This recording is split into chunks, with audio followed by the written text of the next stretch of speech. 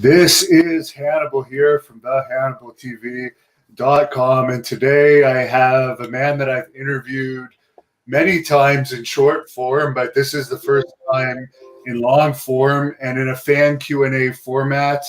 He is the former longtime senior editor of Pro Wrestling Illustrated, as well as many other of the Apter magazines. Yeah. You're known as Bill Apter, the legend himself. Well, thank you. I am so knocked out to be invited onto your show. I'm a big fan. As you know, yes, we've done interviews together at conventions, etc.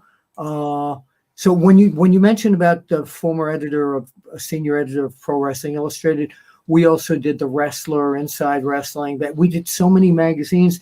And do you know who coined the term Apter mags? No. That was Dave Meltzer.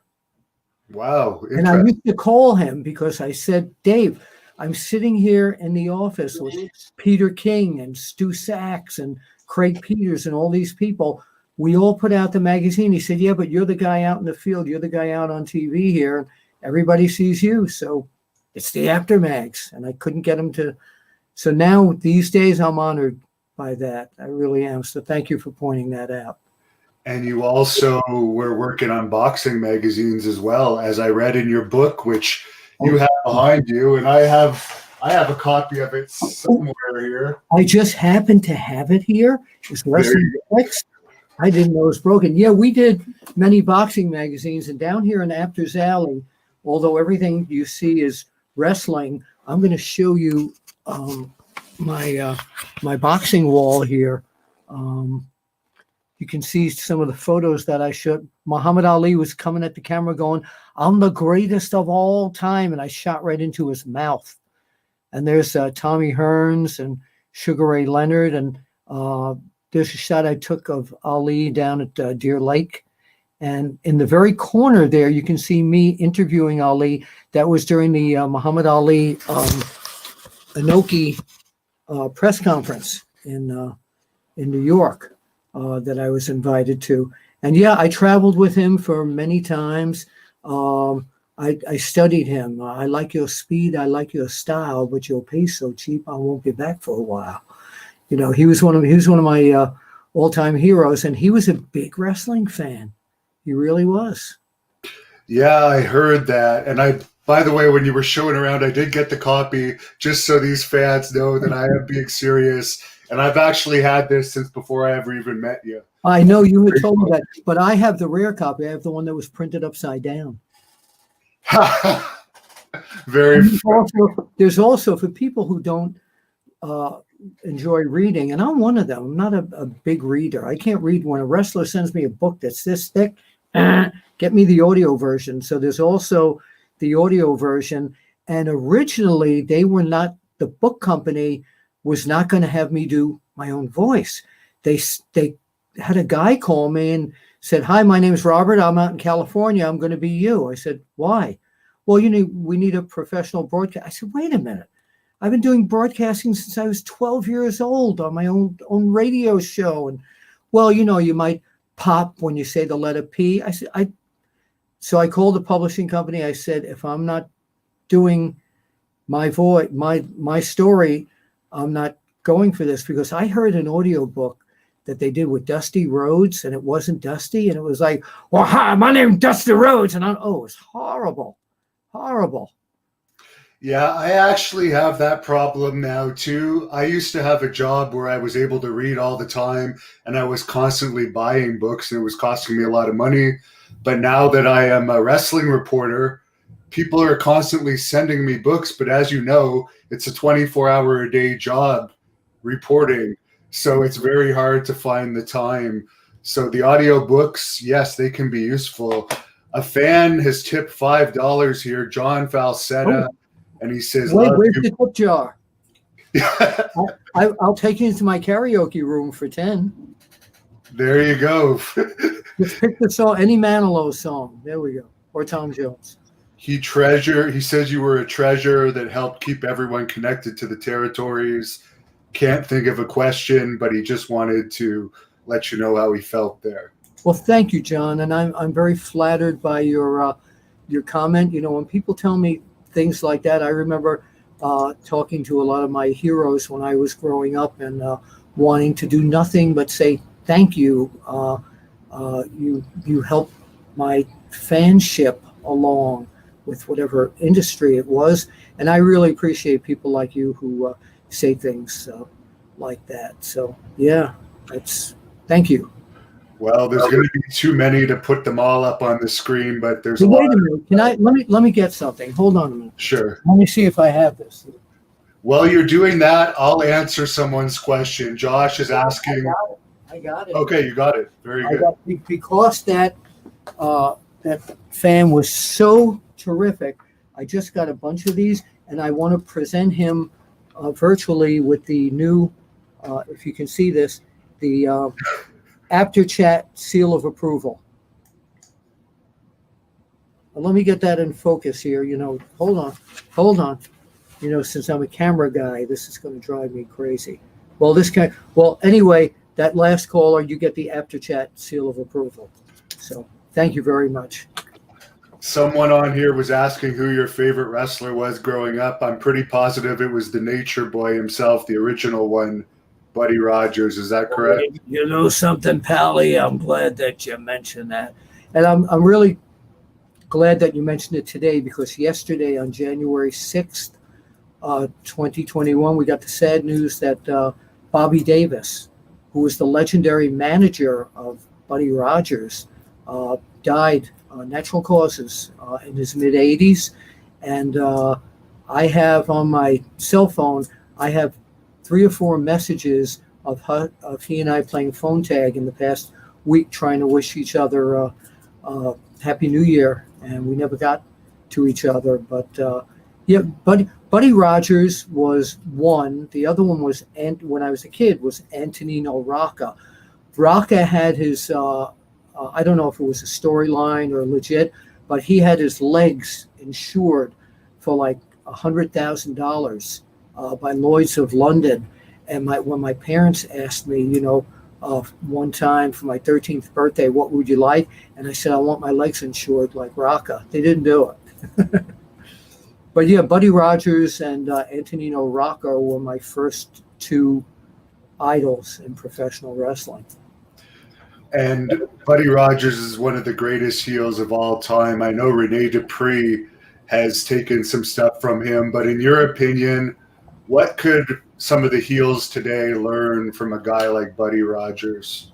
Well, Rogers, the only way Buddy Rogers played to the crowd, see, a lot of the heels or the bad guys, as we call rule breakers, as we call them in the magazines, a lot of them would come into the ring and then play to the crowd and then grab the mic and start talking to the opponent. Buddy didn't do anything like that. It was a different era.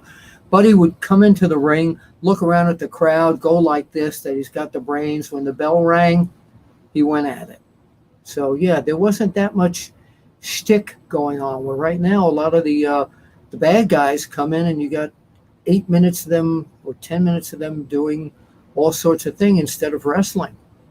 I want to, while we're on the topic of what people can do, like those guys, this Monday night on Monday Night Raw on the Legends show, they had a match between champion Drew McIntyre and Keith Lee.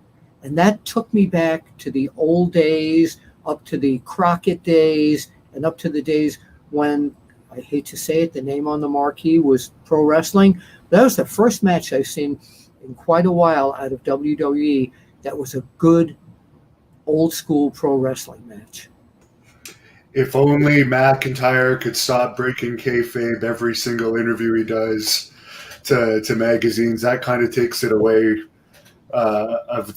takes the shine away from him to me, because even leading up to SummerSlam, he was breaking kayfabe in interviews that were SummerSlam. So now, I did interviews with people, and when I'm trying to stay in storyline, they'll go off and say, well, you know, we planned this, and I like, that's not the way I want to go. I would still love to do a show that's storyline based only, even if it's someone without a wrestler like you and I, just talking about, hey, Drew McIntyre against Keith Lee. What did you think? Well, when he put that bear hug on, and go into the whole thing like it was the sport that it was intended to be. Yeah, I think it was Sami Zayn recently who was complimented in a magazine about a match, and he said, "Well, you have to give some of the credit to the producer, Jerry Noble." And I was just thinking, why mention that? But whatever. He trained extra hard that night, the night before. Yeah. You sure have a lot of positive comments on here. Well, thank you.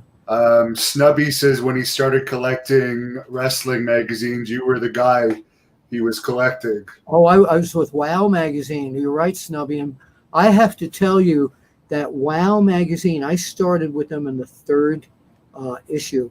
But I have to tell you the statement that magazine made, that was the first magazine to come out that looked better than the WWF magazine. And WWF would not give us credentials or anything. They were very upset with me. I'll explain the jacket in a minute, Jofu. They were very upset that I went with them. And I remember having a meeting with them where they said, "Listen, Bill, you'll always be family to us. But if you go with those people, they're paying our talent like $10,000 to pose for them." The Rena Miro covers, the 3 collectible covers, they paid her like 10 grand for that. And the WWF couldn't stop them at that point because they were not actual quote unquote employees. So yeah, WOW changed the business. And I was so sad because I had a contract with them and it didn't last because they started running into financial issues due to some of the other titles that they put out, like a Beanie Baby magazine and a teen magazine, that I don't know if they had the actual licensing to run posters and stuff. So, yeah. Now there's very few stores that even have magazine racks here in Canada. Just a few drugstores, but I remember grocery stores when I was a kid. The parents would do the grocery shopping and deposit me at the magazine stand. Well, we did the same thing. But in answer to the question about this jacket, I think I may have seen one Sopranos episode in my life. This was given to me as a gift. If you remember Brad Armstrong, Brad's wife, Lori, worked for HBO. And on Christmas time, one time, I got a delivery in my house, and she sent me this beautiful jacket. And like I said, and check out show you the back of it. Can you see the back? You got to bend down a little bit more. Very good, The Sopranos. Yeah, I thought you were showing us your butt. But I've like I said, if I've seen the show twice, it was a lot. So this was given to me by Brad Armstrong and his wife. So I will always cherish it. Dustin wants to know, he wants to say he loved your magazines and what happened to the heel reporter, Eddie Elmer. Look him up online. Look him up on Facebook. Eddie, when he left, he became famous for something in New York. His grandmother's last wishes were to have her ashes spewed when she died over Yankee Stadium, and he got that done. It was like on the front page of every New York newspaper. But Eddie left and went out to California and opened a company called Yoga Soup, which is a yoga studio. It is your mother's old yoga. It's not like Diamond Dallas Page yoga. And due to the pandemic, he had to close it. But he is on. You can find him on Facebook. And what really bothers me is when people come over to me at the conventions, "Hey, Bill, how's Eddie Elmer and Dan Shockett?" Ha, ha, ha. Like they think those two guys weren't real. Well, Eddie's still around. Dan, unfortunately, died of cancer at a very, very young age. Dan had the sarcasm and wit of MJF. That's what Dan was like. That's why we turned him into our first heel columnist because he had that MJF thing where anybody asked him anything, he had a wise guy answer for. But both Eddie Elner and Dan Shockett could have been modern day MJFs. Ivan Santos says there was a lot of PWI sales in Puerto Rico. Did you ever travel there? Oh, many. Amigo, I know Carlitos very well. Carlos Colon was one of my best friends back there. Yes, that was the first territory I ever got a little nervous at because somebody said that the fans there are very passionate fans. And when I got down to ringside, there I saw George Napolitano, one of my fellow photographers, great photographer. And around the ring, on each side of the ring, on all four sides, were guards with guard dogs. And one of the guards told me, he said, watch where you go, because if the fans come down here, we let the dogs go. And I was like, ugh. But yeah, I saw and photographed some of the bloodiest matches in my life there, like against Carlos Colon, against Abdullah the Butcher. And afterwards, Carlos Colon and Victor Jovica we'd all go out to the casinos and gamble a little bit with the money I didn't have and go out to a nice dinner. I loved Puerto Rico. And one of my wrestling best friends who died not long ago, Pedro Morales, I am ready for any kind of action, baby. He was from Puerto Rico, and I spent some time with him in Culebra, in his hometown. Yeah, I love Puerto Rico. Hope to go back one day.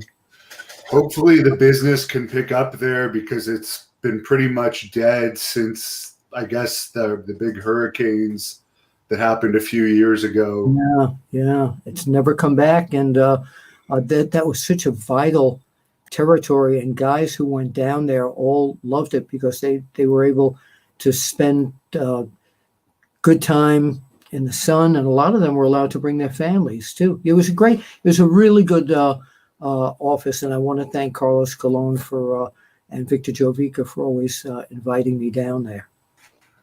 James C. says, hi, Mr. A. Do you have any more interviews with the Grand Wizard that are not yet on YouTube? I do. I have a lot of them. I have to digitize I have hundreds of cassette tapes that I need to digitize. I'm now with the VOC Nation, Voice of Choice Wrestling Nation, and we might work out a Patreon account just specifically for those interviews. But yeah, and I knew I want to rewind before I fully answer your question, because we were talking about the wrestling magazines, and I currently work for a wrestling magazine in England called Inside the Ropes. Could you bear with me for 1 second here while I get the magazine? Of course. Behind me here somewhere. And they, Kenny McIntosh and Dante called me a few months ago, and they told me that they were, you're all familiar with Inside the Ropes community, I'm sure, on Facebook. And Kenny McIntosh has been booking Q&As with wrestlers forever. And they told me that they want to start a print wrestling magazine, and we're now on issue number 5. And it's a great magazine. It's a wrestling magazine. And I have a column in it called the Apter Chat, but you can see it's just great qualities. Interview with Jerry the King Lawler.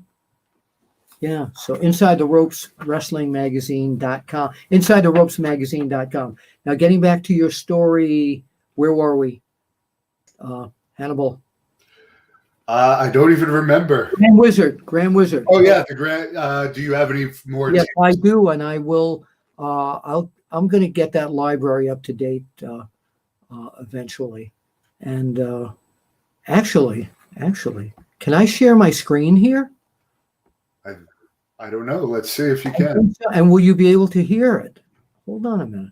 I'm going to give you an extra treat. Let's see if I can share my screen. If you play it, I should be able to hear it. No, hold on a minute. Share my screen. Okay, hang on. Share. Mel Phillips is dead, by the way, for the person asking about Mel Phillips. What's that? There was a fan on here asking if Mel Phillips was still alive. He's passed away for quite a while now, I think. Did he? I didn't realize that. Anyway, can you see my screen? I cannot. Can't see my screen. No. Hold on. It says I'm sharing. No. Okay, well, hang on. So let's see. What are you seeing right now? Just you and I think it's Bruno Sammartino. Oh, okay. Hold on a minute. Hang on a minute. This would be something special that I haven't done before. Somebody says you're giving us some lessons. Classic audio. Hold on. I have a folder here of my classic audio here. And meantime, I can answer another question while I'm looking for this. All right. Well, Michael B says, do you think Andy Kaufman's angle with Lawler was the best ever? Thanks again for your role in that. And he pledges $5. Well, thank you very much. Now, I'm originally a New Yorker, so I have to say it as Andy Kaufman. Nobody knew until Jerry Lawler gave it away. And I'm still looking for this folder here. Till Jerry Lawler gave it away that that was an angle. I introduced Andy Kaufman to Jerry Lawler, as everyone knows. And again, it's in my book. Hold on. I'm still looking here. I have 100 folders here, and I know it's here because I use this thing all the time. Videos and audios. It's probably in here. Hang on. And you cannot see my screen? I cannot. For some reason, we can't see it. But we can probably hear it if you play it. I'm looking. No, that's not the right folder. I have an entire folder that I go to once a week that I can't find at this point. This is a good question. Do you have a Ribera jacket like all the Japanese wrestlers? No, I have a. Here's the screen, by the way, to interrupt you again. It's showing now. That's all right. That's fine. Hold on a minute. This might take me to. Okay, this is Can you hear this? Speaking here with Louis Albano. Lou, the last time we spoke to you, you said Tarzan Tyler was given a fast count. Well, that's in his Lou match with Albano. Morales. Has anything come up? We can see it now. I told you that we've protested this to the Worldwide Wrestling Federation. I felt that Tyler was given a fast count, and we still under protest. And in fact, the match is not settled yet. I still claim that Tyler is the world champion. I've got tons of that stuff. Oh, here it is. Classic audio. Hold on. I just found it. I've got Buddy Rogers in here. Here it is. Here we go. This is a special treat. Okay, this is Bill Apter. We're at Madison Square Garden for the return match of the match between Don Leo Jonathan Can you hear it? and Pedro Morales for the Worldwide Heavyweight Championship. We can see it and hear it. It's the Grand Wizard. How are you, Grand Wizard? How am I always delightful, devastating, supreme, and wonderful? Okay, fine. Now, in the last match that Morales had with Don Leo Jonathan, Jonathan was, we have to admit, overpowering Morales, and then there was a cut opened up on Don Leo Jonathan's forehead, and you state that Morales used brass knuckles to open this cut up. Bill, you have been covering the wrestling scene for many, many years. When would Morales have enough power in those spaghetti arms of his to open a cut on Don Leo Jonathan's forehead? Number one, that little mental and physical midget Morales would have to stand on a chair to reach the head of Don Leo Jonathan. He is full grown, while you know Morales is a pygmy mentally and physically. Of course Morales used brass knuckles. They always revert to those type of tactics, and you know it. All right. So that was a little treat there from my audio library, all exclusive stuff. So let's get back to Andy Kaufman and Jerry Lawler. So nobody knew until Jerry Lawler said that whole thing was set up, and there were parts of that I didn't even know about. The one exception that I take to the whole thing is when they did the movie, that funeral and everything never happened. Andy stopped calling once he got sick. He used to call the office every couple of days just to talk wrestling with me. And the editors, Peter King and Stu Sachs and all these guys are going like, get them off the phone. We have magazines to put out. You can't stand there and just talk wrestling with them all day. And I felt so bad. I really did. But yeah, that was that was the first shot of sports entertainment was that. People think it was WrestleMania with Cyndi Lauper and all the music videos and stuff, but it was the Andy Kaufman thing. And Jerry Lawler always tells me that one time he was on a flight with Vince Jr., and Vince said that was the only thing that he wished that he had done, and he had never done it. And Jared told me there is a little misconception that was the most successful angle in wrestling history, although it was popular. Other than the first couple of times, it wasn't always a sellout because I believe there was 5 or 6 times total. Yeah, but the thing is, it still stands today. People, looking back in history, that's the most memorable thing. I get chills to think that I had something to do with that. Really. Well, it's about time they put you in the WWE Hall of Fame, as I think everyone on here would agree. I think you deserve it a little bit more than Drew Carey. You see that ladder? Yes. See that? That is my ladder of success. I'm in 16 different Hall of Fames. So wow. we had a ladder, and I didn't know where to put my awards, so I made that my ladder of success. But no, I'd be flattered. You know, it's funny that joking around with Triple H many years ago, I said a lot of the people that follow me want to know if I'm ever going on the Hall of Fame. And he said, well, we got to find a reason to do it. And then they started calling me and putting me on the network a million times. So maybe down the road, what I would like to see is me, George Napolitano, Frank Amato.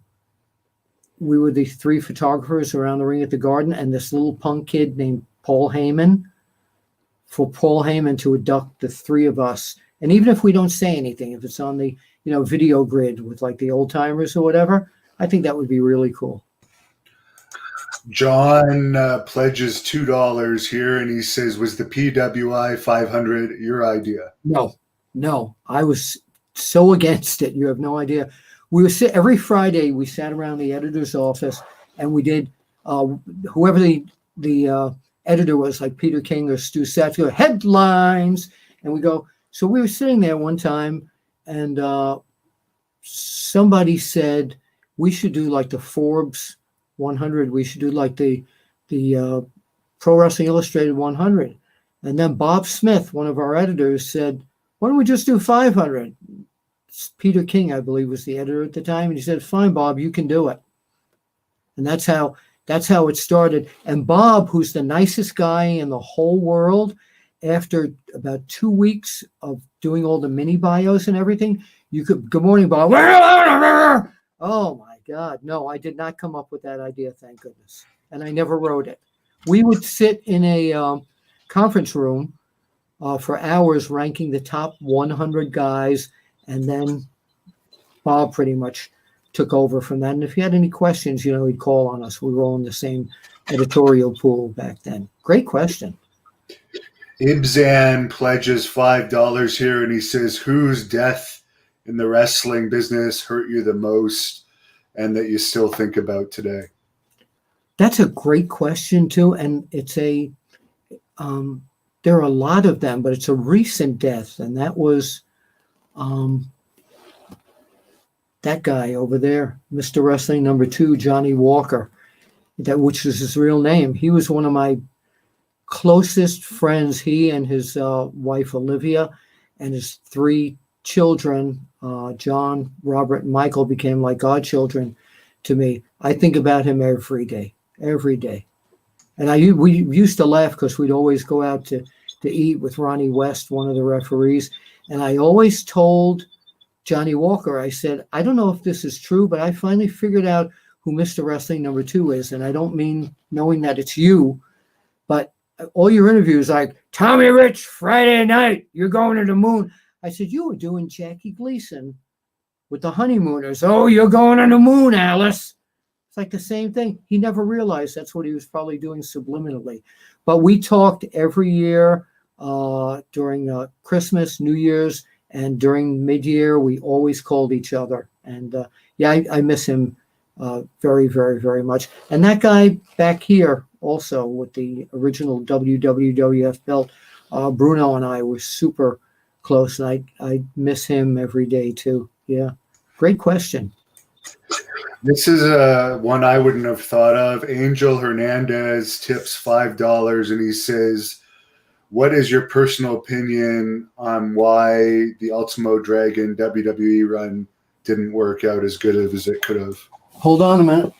Hang on a minute. You know, it's amazing how you have such intelligent viewers here, and they're like really whetting my appetite here to do this. The reason that the Ultimo Dragon didn't work, why it never went over in the WWE, I can reveal that now.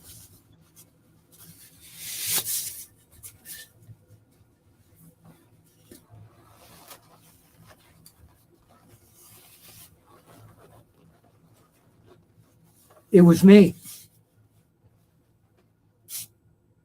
That's why. There's a mystery. They didn't want to put It was me. I didn't have the body for it. No, I really don't know why. And to be honest, this is one of his original masks. All the masks you see behind me were given to me by the actual wrestlers. And he was one of my favorite wrestlers. And I don't say performers in the ring. He was one of my favorite wrestlers ever. I loved his style. And I don't know why it didn't work. I don't know why it didn't click, but the magnetism of who he was, let me get the comb over back here. The magnetism of who he was just didn't work with the type of company that is WWE. Dennis H. tips $20 here and says Whoa. his favorite memory of 1986 was walking home from school and seeing the package of the mailbox of Pro Wrestling Illustrated, The Wrestler and Inside Wrestling. Thank you. Hold it. Thank you very, very much. And I have something right in eyesight here. You know, Apter's Alley is so full of stuff here. And so many of you, you know, cherish the old magazine days. And of course I did too. And I had the original wrestling review. It's still in my bookcase in the back there. But this is the original PWI. And I used to love these. This was the Wrestler magazine. My buddy Pedro, and these are a lot of the magazines that I worked on through my career. There's Wow, and look at this. Look at the embossed, glowing. I have that one. I actually have that one too. Yeah, I mean this was great. Then there was Inside Wrestling. We did that. The Wrestler, which I showed. Then I moved on to Italy, and some guys put out this great magazine called Tutto Wrestling. And I got 2 trips to Italy out of this thing, which was wonderful. And then in England, where I went a lot, we did Total Wrestling. And now Inside the Ropes, which I showed you. And again, look at this shot I took at Tyson. He was a big wrestling fan. And when I did a post set with him, I rented a studio in New York, and he would say, let me hear you do your Dusty Rhodes imitation. And we would go back and forth doing our wrestling imitations. Had a ball. Since you mention it, let's hear your Dusty Rhodes, because I've had a few Dusty Rhodes impersonators over the past week or so. So can we get a glimpse? I'm known for this, but now the pressure's on. You see, when Hannibal asked you, baby, if you want to be on the show, if you will, you got to think of the American Dream booging down Broadway with superstar Billy Graham and all of the little black babies, white babies, Asian babies, if you will. Very good. And And fans out there, pray for Billy Graham. And if you want to help him out, he's got a GoFundMe. He's having part of his toes amputated. What a great person, a great worker in the ring and on interviews. That classic shot of him in Times Square where he's up on a garbage can doing this, I took that photo. He and I were walking down to Madison Square Garden, and a whole group of people were surrounding us. So he got up on that thing, took his shirt off, and did that pose shot. And after he got down, this guy comes over to me, and he says, "Mr. Apter, I'm a big fan of you and superstar Billy Graham. One day I'm going to be a wrestling promoter." And I was like, "Yeah, right. Can I walk down to the garden with you?" Sure. It turned out to be Herb Abrams. What did you think of his documentary? I know you saw it on Dark Side of the Ring because I know over on your YouTube channel you did a breakdown of it, but could you give us side of the dark side? Because I knew him really well. I was around him. I helped get him started, and he never called me for it. I said, "How could you not call me for this?" Oops, my secretary was supposed to get a hold of you. Nobody ever did. But yeah, he was a wild guy, but he was a wrestling fan and a promoter, so he wanted to make it big. But he got caught up in the like the old rock and roll bands and all that. He got caught up with the wrong people and the right business, and he blew up. Nick tips $1.99 and says, "Do you have any Portland territory stories involving Buddy Rose?" I have, Nick. I have an audio tape of an interview that I did with him that I haven't digitized or run yet. No, I knew Buddy pretty well, mainly when he worked in the AWA. He's always just a really, really nice guy. Anytime he'd see me in the dressing room, he'd poke a finger into my non-belly belly and say, "Come on, you got to get some more into that belly like his." And then he'd go. So yeah, he was a great guy. He was a really, really nice guy. Angel Hernandez wants to know who would win between Haku and Rodney Mack, who's the SWE Fury television champion right now. Yeah, I know he is, and I've heard a lot about SWE recently. A lot of people. That's the one in Texas. I've heard a lot of great stuff coming out of there, and I believe my buddy Rob Moore just won an award from there. So Rodney Mack against Haku. God, that'd be two of the toughest people I've ever. I'm going to go with Haku. I'm going to pick Haku, and not. If you ask me 10 minutes from right now, I might tell you Rodney Mack. They're both equally as tough, but I think Haku's got a little more of that killer instinct in him than Rodney Mack. I think Haku's more likely to rip your eye out or bite your nose off in a fight, where Rodney Mack might obey the rules a little bit more. But I've never seen Rodney Mack in action. I've been around them both, and they both have an aura about them. Tough guy. And if he can't beat you, his Jazz will come and beat you. So that's it. Yeah, I might be more afraid of Jazz, actually. She's a tough customer, and she's in charge of the SWE Fury women's division, and she's doing a great job. They have Eddie Guerrero's daughter now, Lacey Von Erich. Christy James is the champion, Miranda Gordy. Melina's coming into their February 27th event. Yeah, so lots of great things happening. That's great. And I believe my buddy Furman Perez has been talking. He's on here. Furman has a few questions. Maybe we'll get. Yeah, Furman, I didn't forget you. So, Mr. Slats says, "Did you ever interview or photograph the British Bulldogs?" I met Tom Billington once when I was in England. Davey Boy Smith and I shot photos of him many times, but I never got to shoot them as a team because back then the WWF banned the wrestling magazines from doing anything because they had their own magazine. So I would see both of them at the hotel, but I did become very good friends with Davey Boy and his side of the family. What's your prediction before I ask Phil's question on where Harry's going to end up? He's one of the hottest free agents, probably the hottest free agent in wrestling right now. Yeah, why haven't they just scooped him up? I mean, AEW, he's in that age demographic too. I mean, bring him in.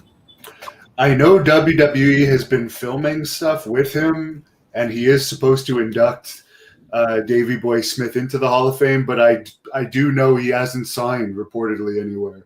Well, that would be a great place for him because of the history of that family. Phil says he tips $5. He says, "Thanks, Bill. Your mags made me a reader/writer. Thank you. Love Dan Shockett on David Von Erich passing.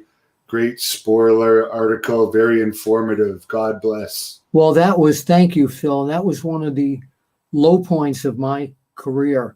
When David died, I was at the funeral.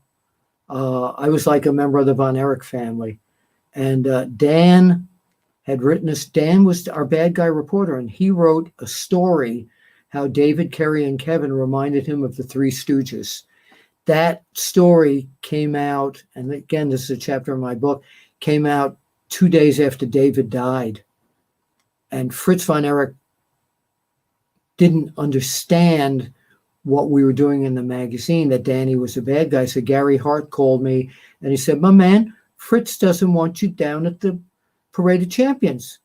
You show up, he's gonna beat the crap out of you." I tried to call, nobody would talk to me, so I went, and everybody's looking at me backstage like, how do I have the nerve to be there? And then I looked down the hallway, and here comes Fritz with Mike, Kerry, and Kevin, and I'm practically shaking in my shoes. And Fritz puts his big claw hand on me and goes, "I forgive you, son." And I was like, the heat was off. And I found out that his wife, Doris, was told by Gary Hart what went on, and she's the one who got the heat off me. Lucky for you. That claw would have been the end of you. Would have been. Chrisma 32 says, "Do you have any stories about the original Sheikh?" One of my all-time favorites. Yeah, I mean, he was amazing because he never broke character. He would be in a telephone. Stanley Weston, who started me in the magazine business, used to tell me that Sheikh would only call him from a telephone booth because he didn't want people to know that he spoke English. But I never forgot my first wife on our honeymoon. First wife, I've only 2 times. And we were in Toronto, and it was a Sunday night. I said, "Come on, I just want to go see my other family here." "All right, you're going to take me to wrestling, right?" So we go back into the office, and they let us go backstage, and there was the original Sheikh and Abdullah Farouk, the Grand Wizard, Ernie Roth. And he says, "You married this piece of garbage when you could have talked to the Sheikh." That's what Ernie said. Sheikh looks at my now ex-wife, looks at her, goes, "Salama, bun, balada," grabs her hand, kisses it, and walks away, very classy. So yeah, he was great. He always stayed in character. People never knew that he could speak English. And he was one of the top draws of all time. Surprise, surprise. Scary. He was one of the scariest bad guys of all time. And people were always afraid that he was going to throw fire at their favorite wrestler. Michael B. tips $5. He said, "What did you think when WWF started their own magazine? Did they do it for money only?" No. I was originally offered the job as the editor of that magazine, and because I was loyal to Stanley Weston, my boss, I turned it down actually twice. And it was nothing personal, and they knew this. No, what they wanted to do, what Vince wanted to do, is lock up everything in that industry to be part of his company, not outside wrestling magazines, not outside this to do with. He wanted to do his own product where he could control the editorial as well, because he couldn't control what we did. But there were never any hard feelings. Mark tips $5. He says, "The Junkyard Dog was real famous without being WWF champion, if he was champion, do you think he would have been more famous than Hulk Hogan? No, Junkyard Dog was great. He was fabulous. But Hulk Hogan was a once in an for ages type of person. He had the look. He had the personality. He didn't need a lot of ring skills. He just needed to be an attraction. And I don't think, as much as I loved Junkyard Dog and everybody else that was in that wave of sports entertainment at the beginning, I don't think anybody would have been suitable to be the replacement for Hulk Hogan. We just did this on the Wrestling with History podcast on VOCNation.com, that if Hogan wasn't around, who would have the guy have been? And I said the only other guy I could have thought of at that point that could get close would have been Randy Savage. Interesting. What territory do you wish you could have photographed but didn't? The WWF. They didn't let us in. We had to send people with long lenses to shoot the matches back then because they had their own magazine. Other than that, I pretty much shot almost every territory, except I never got up to Portland. I never got up there. What about Stampede Wrestling? Actually, that's the other place I was just going to say. I never got to Stampede either. Yeah. Too cold for you. Well, no, had nothing to do with it. The publisher was like, we have a photographer in that area, Bob Leonard. So why spend the money to send Bill when Bob Leonard's up there already? I was actually friends with him. He passed away, unfortunately. It's too bad. Great guy. Richie wants to know if you ever partied with Ric Flair and the Horseman. All the time. Where do you think Wonderful Willie gets his party talk from? No, I went out with Flair and the Horseman many times. And I was on an airplane one time with Ric Flair when he came on with his Ric Flair robe, and he opened it up and he had nothing underneath. But no, I went to a lot of classy restaurants with those guys and ran with them in different, but even though I don't drink, I ran with them in different bars and hotels. It's a great era to be. One of the things I remember being at one of the WWE Hall of Fames, and Ric Flair, when he and Triple H were no, actually it was the anniversary of Monday Night Raw. I forgot which anniversary it was, but it was in a club in New York, and I remember Triple H talking to Ric Flair and looking at him and saying, "Man, I wish I could have been around to run with you guys." And I said, "Man, I got to do it." So yeah, it was a great era, and I had a lot of fun with them. I really did. Alexander says, "What's your favorite wrestling photograph of all time?" That's a great question. If it's something that I took and I don't have a copy of it here, it was an ECW, I think barely legal pay-per-view of Taz suplexing, I believe it was Sabu, and Taz's back was toward me, and as he went into the suplex, I just got that peak action shot of the suplex where you could see both of them perfectly. That was probably the most memorable one I could think of.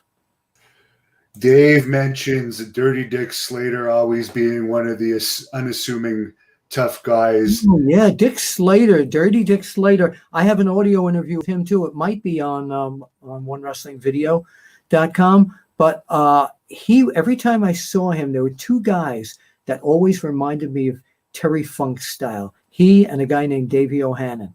They all kind of like borrowed from the Terry Funk arsenal. They both had that Terry Funk fire and that whole air about Terry Funk. So yeah, no, Dick Slater was terrific. It's a shame that in his later life he got into a lot of trouble and all that. But as a wrestling competitor, he was terrific. He really was. Ibzan tips $5. Before you go on, I just want to compliment the Hannibal viewers for such intelligent and really great questions. You people are fabulous. Well, there's a lot of them. I'm only reading about 5% of them. There's many I'm going over, and no offense to you guys. It's hard to do the interviews, and and pick out questions at the same time. But the people that are tipping, I'm trying to get to, as well as the channel members. Ibzan says, when was the first time you heard about the gorilla position being called that, and any memories of Gorilla Monsoon? Oh, yeah.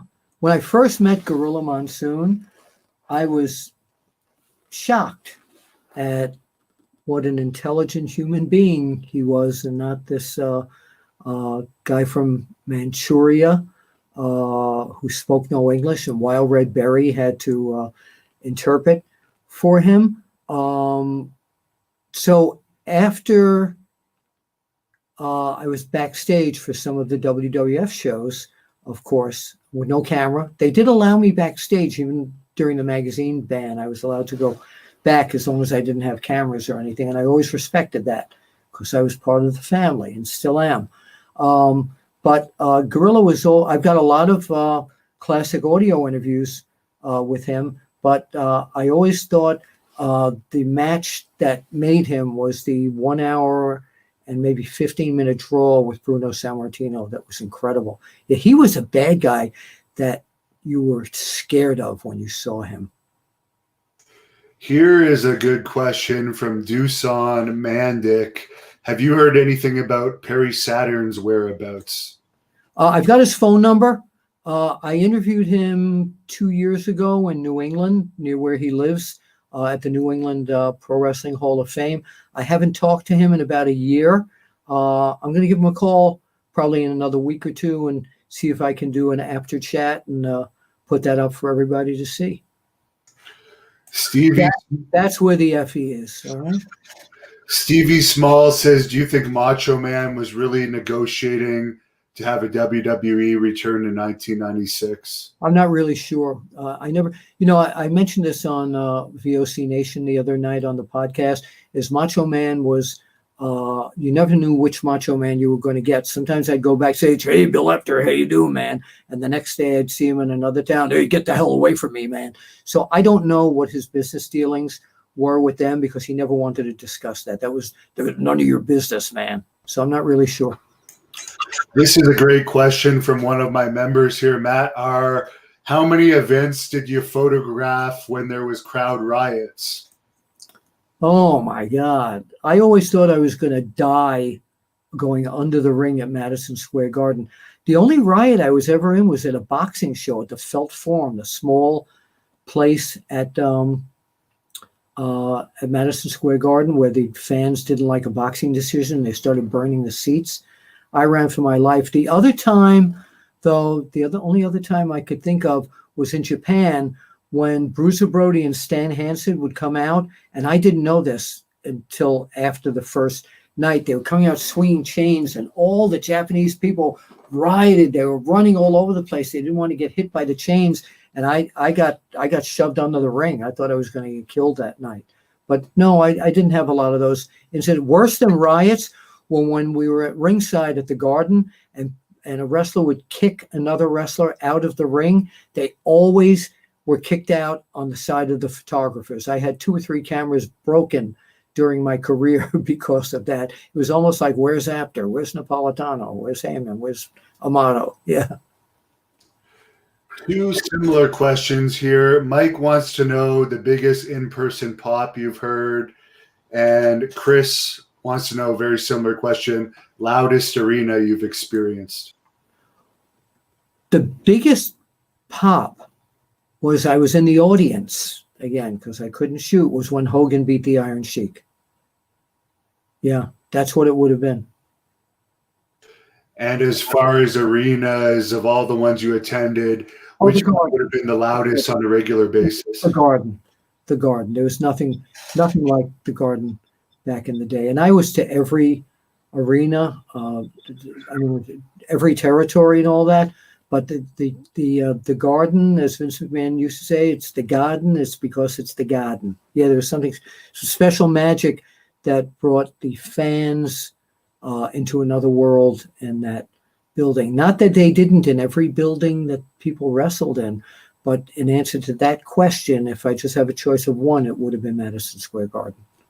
How would you compare the Von Erich's Pops? Because I've heard, as far as screaming women, the only one that could possibly rival them would have been Tommy Rich in his peak. Yeah. Yeah. Well, Tommy Rich was huge when I used to cover the matches at the Omni, and when the Von Erichs were in Reunion Arena, it was a huge pop too. I mean, yeah. I mean, the ladies loved, the girls loved them. That's why I used to like to ride with them. There's a fan on here. Several fans have asked about Ox Baker. Could you share any Ox Baker memories? And someone earlier asked why his WWE run was short, in your opinion. I don't know why his WWE run was short. I barely even remember it. But Ox, for a guy that was so scary and carrying around the moniker of the guy who killed somebody in the ring, he was one of the sweetest pussycats I've ever met. If you go to onewrestlingvideo.com and you check on the search engine Ox Baker, I did an interview with him and Lanny Poffo talking about Randy Poffo, Randy Savage, and just a sweetheart. What a gentle guy. And people always bring up that, oh yes, he was in the movie Escape from New York, and he was. Luis wants to know which wrestler you interacted with in real life was most like their character. Wow. That's a fabulous question. Let me go through most like their character. I've got to really think about that one, because actually Road Warrior Hawk was always Hawk, in the ring or outside of the ring. He was fun-loving, and but sometimes there was a blurred line between when I was having dinner with him and he'd go like, "Oh, we're going to beat those guys tonight, man." You know, this type of thing. Yeah, he's one of them. It's a great question. I really need to give that one even more thought. I am interviewing Tommy Rich this month, I believe, so I'll ask him myself. But Alan Kesselman, a member here, wants to know your opinion on why Tommy lost his big push in the 80s. Oh, I don't. You know what? I want to know that Tommy was one of the biggest sellers on the magazines, and not because the girls loved him. When he turned bad, we did a full face photo that I took, and the headline was "Tommy Rich, the fans can go to hell." And then he went on TV with the magazine. He says, "Hey, that's right. You all can go to hell." I thought they were going to make $1 zillion. From what I understand, there were political factions in wrestling. Yeah, really. Running the office that really did not want him to keep that belt. They wanted Harley Race back with the belt again. Speaking of Harley, as we wind it down here, do you have any Harley Race stories? He's very popular on this channel. Oh, God, I knew Harley forever. Harley, we were in Japan, and for the first time ever, I was going to go, and my publisher would always say, "Don't you ever go in a small plane with wrestlers." And Harley Race, I was going to go in a small plane with Harley, Haku, and Ted DiBiase.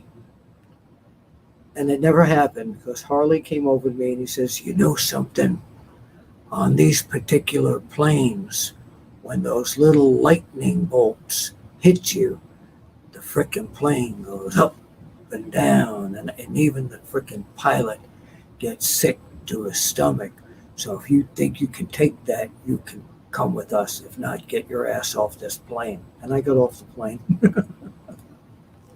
Last fan question here from a good friend of the channel. Jefferson E. White says, which wrestler scared you the most? Oh, so as I was working around the ring, it was no questions, Abdullah the Butcher. Abdullah would attack me and the other photographers on a regular basis. He was terrifying. He was the first time I was ever attacked was in Detroit at Cobo. Wild Bull Curry had lost a match to the original Sheikh, and he grabbed me and pulled me in the ring, and people thought this was planned. It wasn't. Whatever hair I had back then, he pulled it all out. And then Tony Marino, another wrestler, came to my rescue. I didn't know anything about it. But yeah, anytime I was around the ring, with Abdullah wrestling, I was scared out of my mind. Yes, I've heard numerous people say, and I've seen him do it to a reporter in the 2000s, and he's lucky he didn't get arrested for it, but he would just simply blade people without even asking them. And in those days, luckily, he didn't get sued. No, and he used to always like to talk the way he would run the office in Atlanta with me. See, here's a little box. We take this wrestler over here, Tommy Rich. We put Abdullah over here, and then he'd describe what he'd want to do. And back then, I was smart to the business, but not someone I thought somebody would talk to like that. And where can people subscribe to your YouTube channel and read your magazine if you want? Yeah, okay. Thank you for. My Twitter is at Apter, APTER. There's no N in it. Dusty Rhodes used to call me Willie Apner, and people still call me Apner. It's Apter One, the number one, Apter One Wrestling. YouTube is OneWrestlingVideo.com. My book, and I got to ask you this question, Hannibal: is wrestling fixed? I didn't know it was broken. Thank you. That's still on sale 5 years later, and a lot of people are just realizing, and it's all short stories. And I'd recommend it too, if you're a wrestling fan. It's Uncle Bill telling stories. And the magazine is Inside the Ropes. Go to InsideTheRopesMagazine.com, and please start following me on www.vocnation.com. A lot of great podcasts on there. And I do a weekly show called Wrestling with History with broadcaster Bruce Wirt and the legendary Ken Resnick. Yes, that Ken Resnick from AWA. Yeah, and he was in WWE for a cup of coffee. I don't know why that didn't work out. I'll have to ask him sometime. But I really appreciate that. I have a ball. You have great viewers, really. Oh, and I've only put up a small percentage of the comments.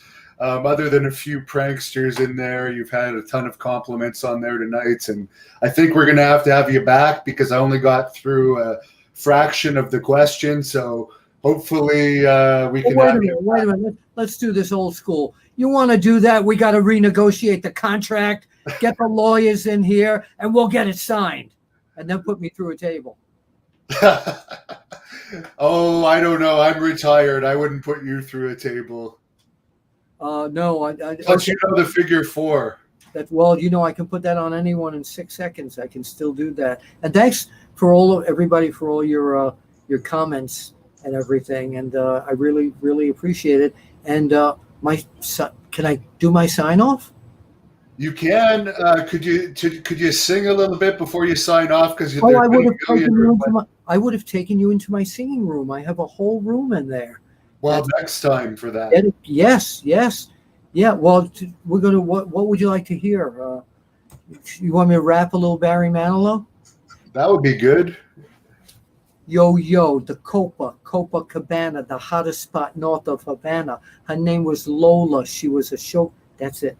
We'll do the next time. Come on. I will bring you into another area of Apter's Alley where I have my singing machine, and we can do some tunes. You people can actually. I know the entire catalog of Manilow, Andy Williams, Tom Jones, Harry Belafonte, Kenny Chesney, Tracy Lawrence, Neil McCoy. What about the West Texas Rednecks? Tim McGraw, yeah. Thank you, Rich Smith. And if that's the Rich Smith that I know it is, thank you, Rich Smith. Yeah, lots of people cheering you on, but we'll let you sign out while you're hot. I really appreciate it. We'll do this. And next time I'll share some more classic audio interviews as well. That would be wonderful. Nice to hear from you, Albano, again. For Hannibal and me, Bill Apter, we will see you at the matches eventually. Thank you for watching the Hannibal TV. Please like this video if you enjoyed it and click the subscribe button to not miss any of our latest shoot interviews, match videos, or news